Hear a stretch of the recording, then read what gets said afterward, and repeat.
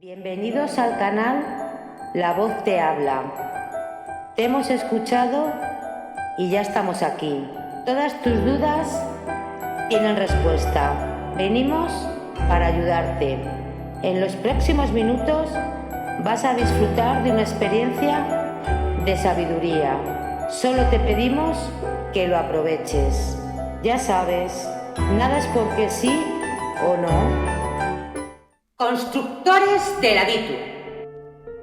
Los 4 jinetes del Apocalipsis. Mensaje del equinoccio 2021. El Apocalipsis es un libro que refleja con fidelidad los avatares del tiempo, particularmente la acometida del Imperio Romano contra la Iglesia naciente, en varias formas de persecución o relegación. El autor ha visto en los signos de aquellos tiempos de ostracismo y persecución la antítesis de 2 mundos irreconciliables. Da testimonio de este enfrentamiento a muerte entre la Iglesia cristiana y el Imperio Romano y de la lucha permanente entre 2 ciudades, la Nueva Jerusalén y Babilonia. El Apocalipsis es un libro del testimonio cristiano, de los mártires, de los que no han adorado a la fiera ni a su imagen, de los que han sido excluidos, perseguidos y matados. Este libro comporta una denuncia contra la idolatría del imperio, que pretende erigirse como Dios y exige la adoración a sus adeptos. Muchas de sus difíciles expresiones son inteligibles desde ese trasfondo histórico. Sus frecuentes aclamaciones litúrgicas a Jesucristo son una réplica cristiana a los himnos paganos que tributaban una gloria al emperador, concretamente a Domiciano, quien se creía un dios y exigía culto divino. Quien escribe se llama a sí mismo Juan, y este dice estar confiado en una isla por confesar a Jesucristo. Siendo tan frecuente el nombre de Juan, la cuestión de la autoría se presta a múltiples interpretaciones. En los primeros siglos se identificó con el apóstol y el evangelista, pero ya en la segunda mitad del siglo III se comenzó a dudar e incluso a negar su autoría, atribuyendo el libro a otro Juan. En la actualidad, seguimos uniendo este libro al cuerpo jaónico, obras del apóstol Juan, pero son pocos los que atribuyen el libro al apóstol, aunque conserven como válido el nombre de otro Juan.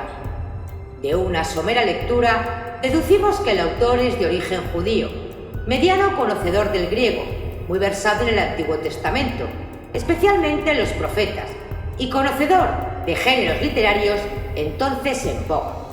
Del género apocalíptico, además del nombre, tomó muchos recursos, pero se distanció en puntos fundamentales. Mientras otros autores apocalípticos se esconden en nombres ilustres del pasado, como Enoc, Abraham, Moisés, Isaías, Barú, y transforman el pasado en predicción, nuestro autor se presenta con su propio nombre, se dice contemporáneo de los destinatarios y se ocupa declaradamente del presente. Los destinatarios inmediatos son las 7 iglesias de la provincia romana de Asia, a los que el autor se siente particularmente ligado y a los que escribe para compartir sus penas y por el encargo profético, aquel que había recibido. Como Pablo escribía desde la prisión, este Juan escribe desde el destierro o confinamiento a una de las comunidades que ya saben de la hostilidad y el acoso, que ya han tenido mártires. Ahora se enfrentan a una gran persecución.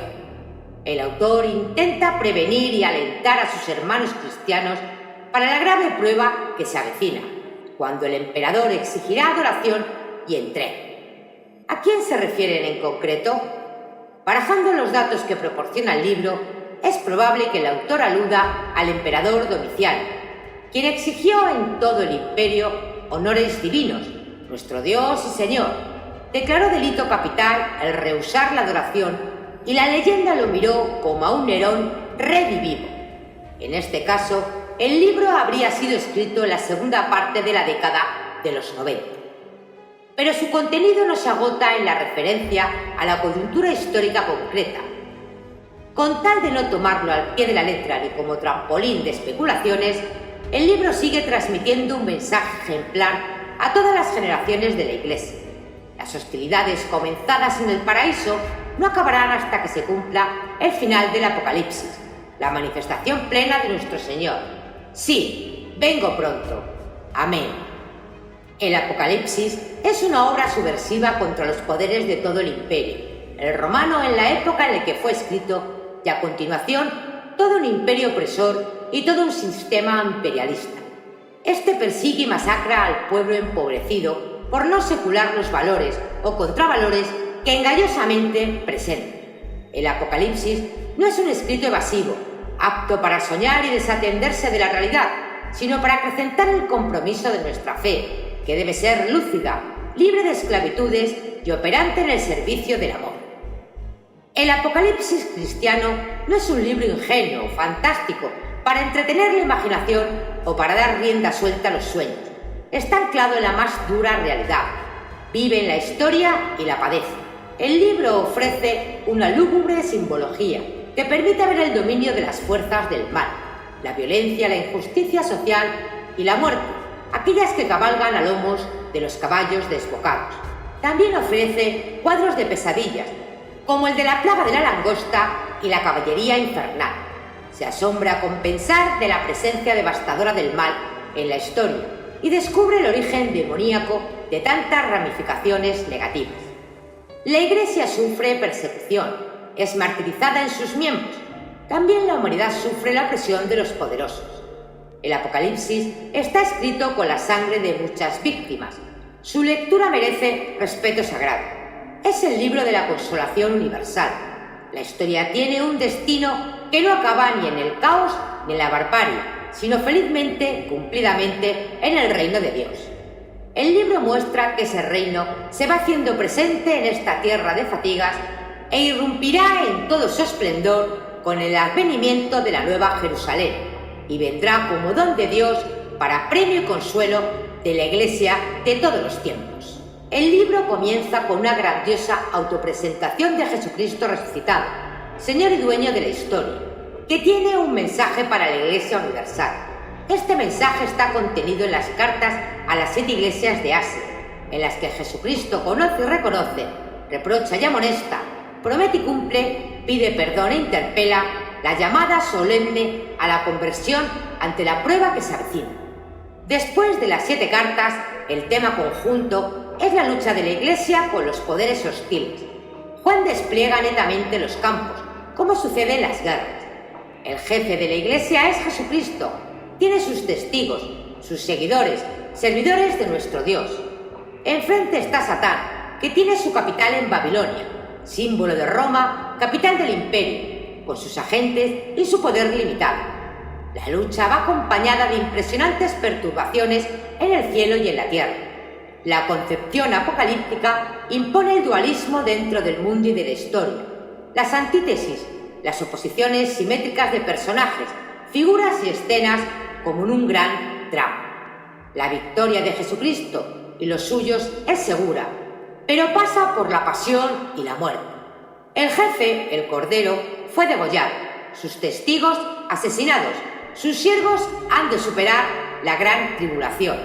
Pero llegará el juicio de la capital enemiga y su caída, la batalla final, y el juicio universal. Después vendrá el final glorioso y gozoso, hacia el cual tiene el curso y el oleaje de la historia. El final de la obra tiene la forma de una boda del Mesías Cordero con la Iglesia. Los 4 jinetes del Apocalipsis. Los sellos eran usados en la antigüedad para identificar la propiedad, dar validez a los documentos y para proteger cosas valiosas o secretas. El libro sellado es propiedad exclusiva de Dios y contiene los planes secretos de su plan salvador. Jesucristo el Cordero puede desatar uno por uno los 7 sellos del libro. Lo abre de par en par para que se cumplan los decretos de Dios. De este libro va saliendo, casi por encantamiento, caballos. Hay que apreciar el dramatismo plástico de estas imágenes en movimiento, casi cinematográficas, y tratar de visualizarlas. A ello nos invita el texto con la cadencia de acciones sucesivas: vi, oí, decían. El primer caballo designa a Jesucristo resucitado, adornado con el característico color blanco de la resurrección. Ha vencido por su misterio pascual. y está dispuesto a seguir combatiendo contra las fuerzas negativas que invaden la historia, representadas en la visión de los otros 3 caballos. Al final de la historia será el vencedor absoluto. El segundo caballo es color fuego, color de la sangre. Es la violencia que quita la paz y perpetra el asesinato, desde la sangre de Abel hasta la de Jesús, y sus testigos pasando por toda la sangre injustamente derramada a lo largo de toda la historia de la humanidad. La violencia desnaturalizada a los hermanos. La humanidad escribe su historia a base de sangre y de guerras. El caballo negro significa el hambre, la carestía de la vida provocada por la opulencia de unos pocos infligida sobre los demás, a quienes oprime, empobrece y mata de hambre. Es el gran pecado de la injusticia social. El cuarto caballo, símbolo de la muerte, tiene el color de la hierba cuando se está secando, amarillo. La interpretación nos viene ofrecida. Es la muerte, la suerte fatal de la humanidad. El texto ofrece el lúgubre cortejo que acompaña la muerte, la espada o la violencia, el hambre, las diversas plagas de peste y epidemias.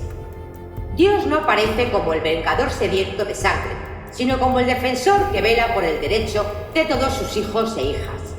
Ante el sacrificio de tantas víctimas inocentes, Dios responde no con venganza, sino enviando a su Hijo, quien derramó su sangre inocente por nuestros pecados. Dios cuenta con la adoración de los cristianos para hacer frente a la avalancha de los males, simbolizado en los 3 últimos caballos, que invade a nuestra humanidad, y para hacer avanzar con decisión la historia de la salvación es necesaria, desde la visión de Dios, la oración sincera y perseverante de los cristianos. Los cataclismos indican un esquema bíblico y apocalíptico con la inminente aparición divina, la llegada de la ira de Dios. Sorprende al lector la expresión de la ira del Cordero. Hay que decir que Jesús no es insensible frente al mal. En su vida dio pruebas elocuentes de su ira ante la obstinada maldad de la gente. Le duele profundamente la injusticia humana y su cerrazón ante la gracia. Tampoco se puede silenciar el misterio humano de la iniquidad. La obcecación humana aparece frecuentemente registrada en nuestro libro. Capítulo 6. Los sellos. Vi al Cordero que abría el primero de los 7 sellos y oí a uno de los 4 vivientes que decía con voz de trueno: ven. Vi un caballo blanco y a su jinete con un arco. Le pusieron una corona y salió vencedor para seguir venciendo. Cuando abrió el segundo sello, oí al segundo viviente que decía: ven. Salió un caballo color fuego. Al jinete le encargaron que retirase la paz de la tierra, de modo que los hombres se matasen. Le entregaron una espada enorme. Cuando abrió el tercer sello, oí al tercer viviente que decía: ven. Vi salir a un caballo negro y su jinete llevaba una balanza en la mano. Oí una voz que salía de entre los 4 vivientes: se vende una ración de trigo por una moneda de plata y 3 raciones de cebada también por una moneda de plata, pero no hagas daño al aceite ni al vino. Cuando abrió el cuarto sello, oí la voz del cuarto viviente que decía: ve. Vi salir un caballo amarillo, su jinete se llama Muerte, y los vi acompañada el que representaba el reino de la muerte. Les han dado poder para matar a la 4ª parte de los habitantes del mundo, con la espada, el hambre, la peste y las fieras. Cuando abrió el 5.º sello, vi con vida debajo del altar a los que habían sido asesinados por la palabra de Dios y por el testimonio que habían dado. Gritaban con voz potente: Señor santo y verdadero, ¿cuándo juzgarás a los habitantes de la tierra y vengarás nuestra sangre? Entonces les dieron a cada uno una vestidura blanca y les dijeron que esperaran todavía un poco hasta que se completase el número de sus hermanos que en el servicio de Cristo iban a ser asesinados como ellos. Cuando se abrió el 6.º sello, vi que sobrevino un violento terremoto. El sol se volvió negro como ropa de luto, la luna tomó color de sangre, las estrellas cayeron del cielo a la tierra, como caen los higos verdes de la higuera sacudida por el huracán. El cielo se retiró como un rollo que se enrolla, y todas las montañas e islas se desplazaron de sus puestos. Los reyes del mundo, los nobles y los generales, los ricos y poderosos, los esclavos y los hombres libres se escondieron en grutas y cuevas de montes, y decían a los montes y peñascos: caigan sobre nosotros y ocúltenos de la mirada de aquel que se sienta en el trono y de la ira del Cordero, porque ha llegado el día solemne de su ira, ¿y quién podrá resistir?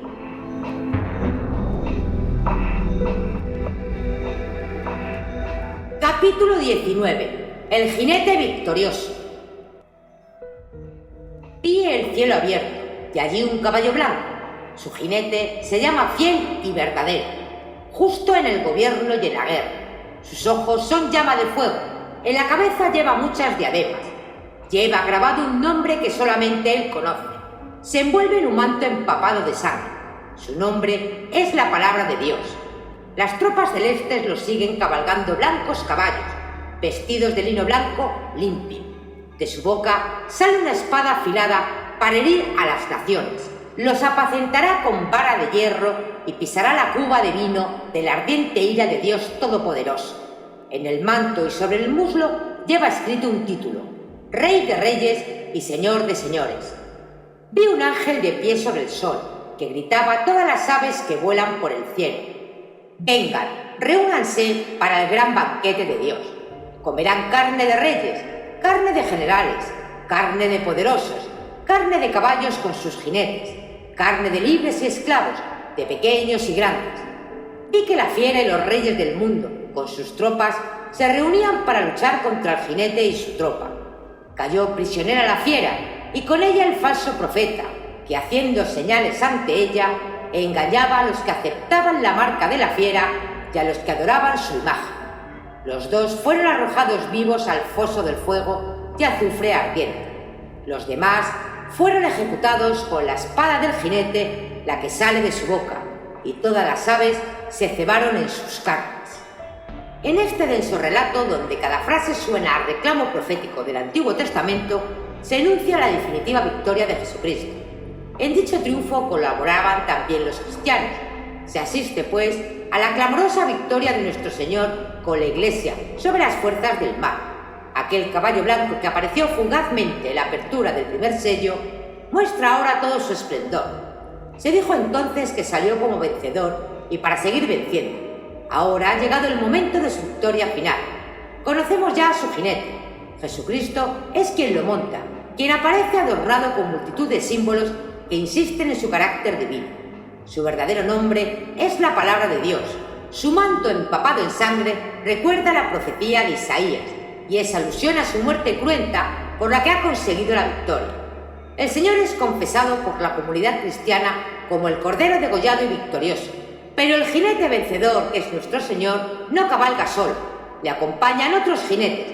Los cristianos fieles hasta el final van vestidos de blanco, es decir, han lavado y blanqueado sus túnicas en la sangre del Cordero, han muerto y resucitado con él. Se subraya el nuevo carácter divino de Jesucristo, pues porta un título que solo a Dios se atribuye: Rey de Reyes y Señor de Señores. El combate es dado ya por concluido con un veredicto de victoria. Un ángel lo proclama como un grito que recuerda oráculos proféticos. Las dos fieras, engendros del gran dragón, son arrojadas al estanque del fuego y el azufre. Tal precipitación significa su destrucción completa. Todos los demás autores de muerte también fueron aniquilados. La victoria de nuestro Señor y de los suyos consigue el triunfo inapelable del bien sobre el mal. Importa ver, conforme avanza la lectura del libro, la progresión y la destrucción inexorable del mal, simbolizado en la gran prostituta de la Gran Babilonia y de las dos fieras. Ahora se asiste a la aniquilación del enemigo número 1, el gran dragón. Este es designado con sus apelativos más conocidos en la Biblia: la serpiente primitiva, el diablo y Satanás. Constructores de la Biblia. Mensaje del equinoccio, marzo de 2021. ¿Cuándo empieza el año? Dependiendo de la cultura, la tradición y las costumbres, hay muchas fechas para empezar el año. Si observamos la naturaleza, encontramos una perspectiva universal en el año solar. Los equinoccios son días de perfecto equilibrio, en los que el día y la noche tienen la misma duración. Son, por tanto, el inicio de las estaciones astronómicas. Según algunas tradiciones, el equinoccio de septiembre simboliza el comienzo de la creación, y al igual que en el relato bíblico de la creación, el día de 24 horas comienza al atardecer. Se puede decir que el año en el hemisferio norte comienza con el equinoccio de septiembre. En el tiempo que precede al próximo equinoccio de primavera, se prepara todo lo que luego va a tomar forma. En el hemisferio sur es al revés, y así los dos hemisferios de la Tierra se complementan. Así como septiembre es el mes de la conmemoración de la creación de la humanidad, según estas tradiciones, el marzo es el mes de la redención. El equilibrio del equinoccio de marzo nos muestra cómo el giro del hombre hacia la luz le conduce a su destino: liberarse de las cadenas de la esclavitud, renovarse de una existencia superior tras un viaje de sufrimiento y sacrificio. El comienzo de un nuevo periodo nos hace examinar todo lo que ha sido importante para nosotros hasta ahora. En particular la pandemia, que se nos vino encima de forma inesperada, puso a prueba muchas creencias.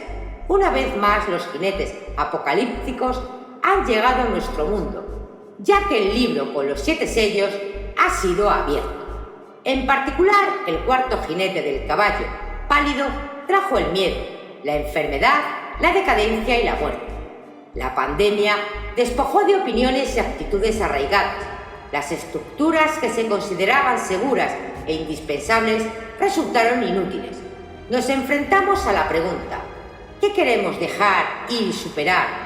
¿Qué queremos conservar? ¿Y qué nuevas ideas necesitamos para el futuro? Las cuestiones a las que nos enfrentamos demuestran que estamos en el umbral de un nuevo tiempo, que llamamos la era de Acuario. Esta perspectiva es reconfortante y se está reforzando. El libro del Apocalipsis no solo nos muestra a los jinetes apocalípticos, sino también, en el capítulo 19, a un caballero de paz que sigue su camino sin imputarse. Es un caballero y guerrero justo, digno de su nombre de fiel y veraz.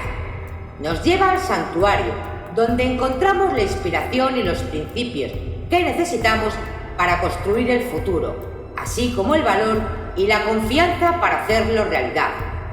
Construyamos juntos un mundo donde reinen la libertad, la justicia, la razón y el amor.